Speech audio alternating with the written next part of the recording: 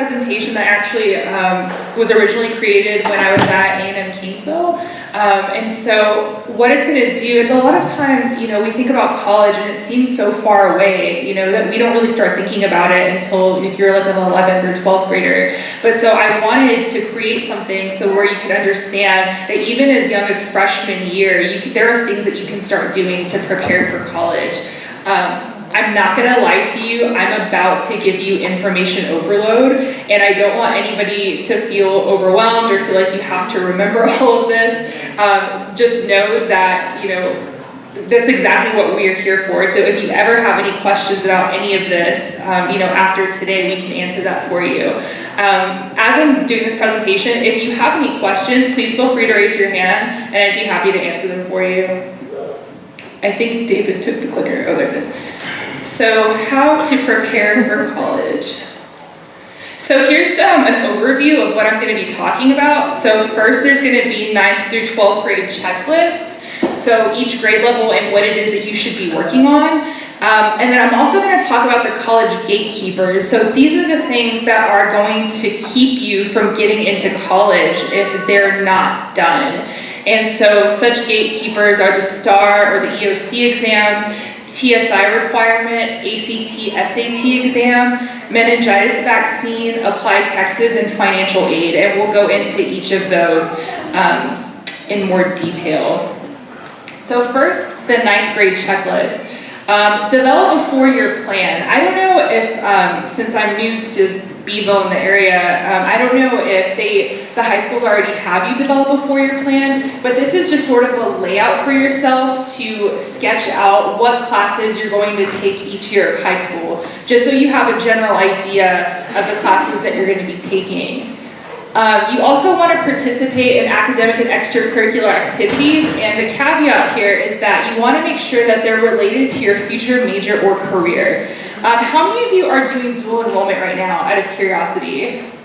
A few of you, okay. So my cousin is also doing dual enrollment. He's a sophomore at Freer, and I kind of scared him a little bit, but I wanted him to, understand. When you do dual enrollment, especially for those of you who are going to graduate with an associate's degree, is anyone interested in going into like medical, like nursing, or even engineering? Some of you, okay. So in some programs, it's not enough just to apply to the college. You actually have to apply to the individual program. And so what happens is that when you graduate from high school, you end up applying to those programs straight away. And you're competing against, all of the other juniors and seniors in college who have had the opportunity to do like internships and other like shadowing and things during their first 2 years of college. So that's why I added this one on there, because if you're wanting to go into the medical field, if you can find a way to do some sort of shadowing, or even in the summer or during the school year pursue your CNA or something like that. Any experiences that you can get that relate to your future career is very important. You also want to begin taking the TSI assessment. A lot of times, I know they're starting it as early as 8th grade now, especially for those of you who are doing dual enrollment. So that's just something that you want to start sooner rather than later. I've seen students who have waited until their senior year to do this, and I don't advise it. And I'm going to talk about the TSI all by itself to explain more as to why it's important that you get that out of the way.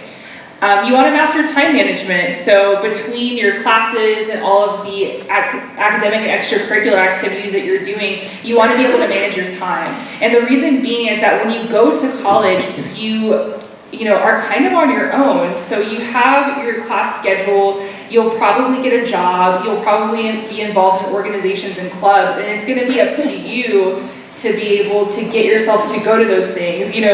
Mom and dad aren't going to be tapping you on the shoulder, waking you up to go to school anymore. It's going to be up to you. So that's something that's really important to manage as early as your freshman year.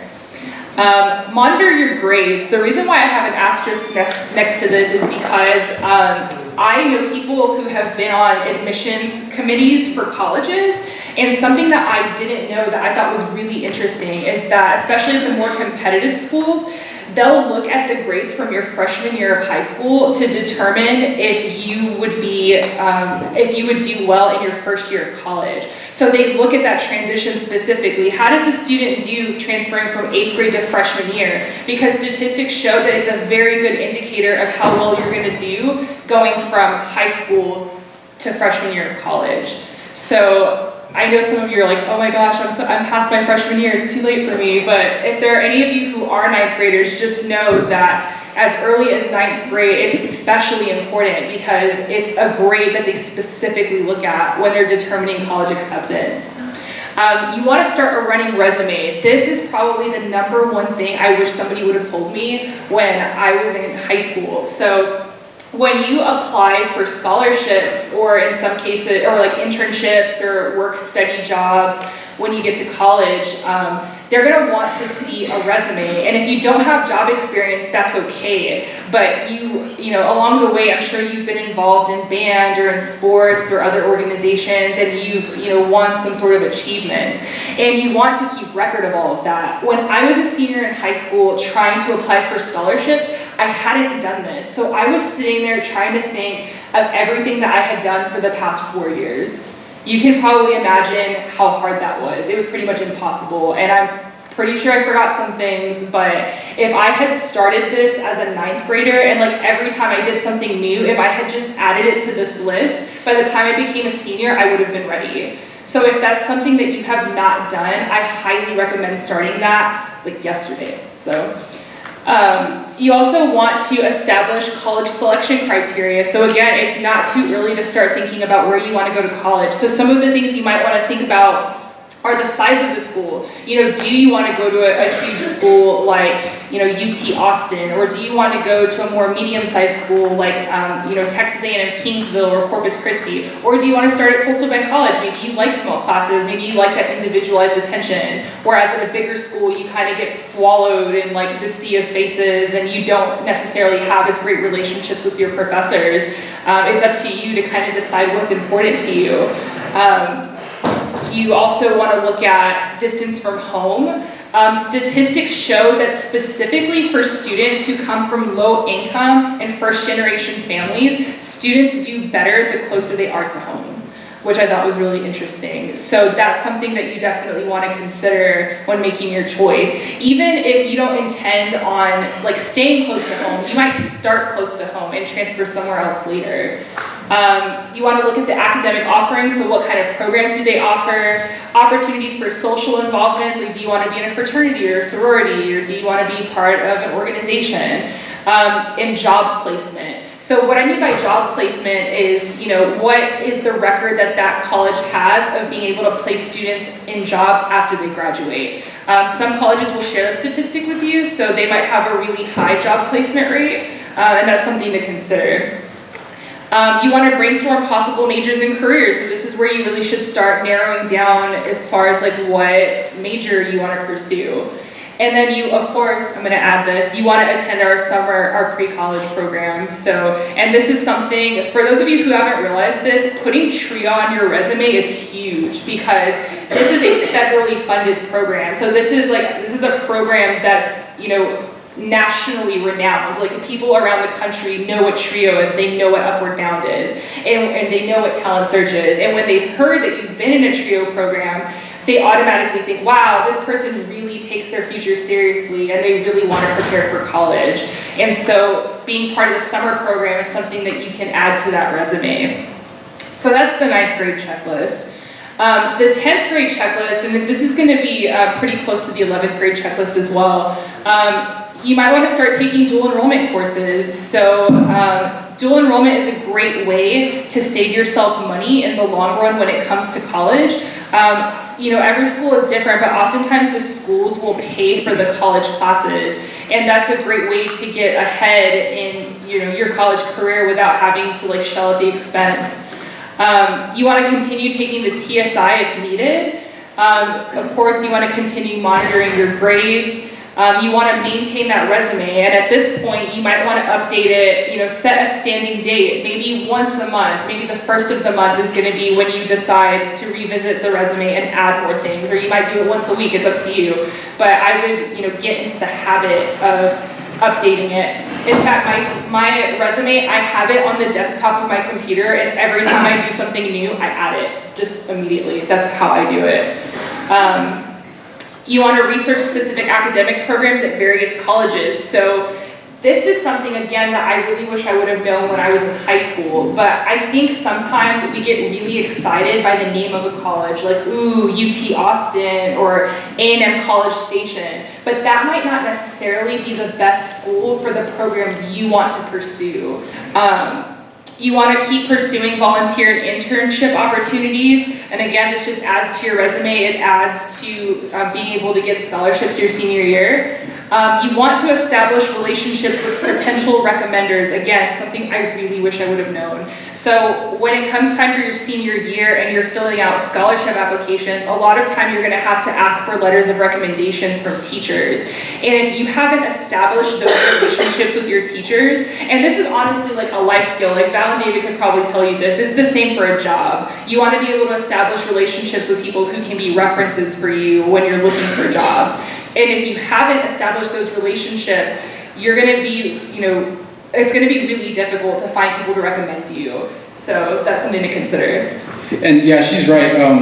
Being able to keep a good relationship with your instructors and everybody you meet along the way is very important, because we tend to, how can I say this? Okay, we tend to react before we think. And that's just something that we do as humans.